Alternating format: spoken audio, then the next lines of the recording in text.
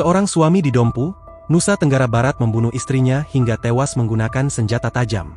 Insiden pembunuhan itu terjadi di Dusun Nangasia, Desa Marada, Kecamatan Hu, Kabupaten Dompu, NTB, pada Sabtu, 7 Mei 2025. Kasih Humas Polres Dompu, AKP Zuharis, mengungkapkan motif atau alasan pembunuhan itu karena pelaku merasa malu istrinya memiliki banyak utang. Karena malu, ujarnya pada Sabtu, 7 Juni 2025. Padahal, kata dia, istrinya itu baru saja melahirkan anak tercinta. Baru selesai melahirkan sekitar 10 hari yang lalu, ujarnya. Awal mula kasus ini terungkap, kata dia, setelah ibu korban menemukan korban bersimbah darah. Ibu korban melihat korban sudah tak bernyawa. Sebelum mengetahui hal itu, anak korban mendatangi rumah neneknya pada pukul 7 waktu Indonesia Tengah.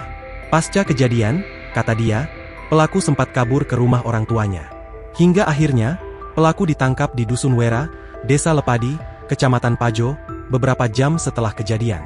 Awalnya sempat terjadi penolakan dari pihak keluarga.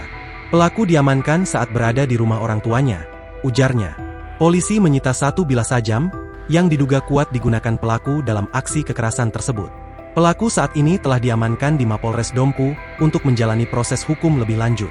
Atas perbuatannya, pelaku dijerat dengan pasal terkait KDRT yang mengakibatkan kematian sebagaimana diatur dalam Undang-Undang Nomor 23 Tahun 2004 tentang penghapusan KDRT, dengan ancaman hukuman maksimal 15 tahun penjara.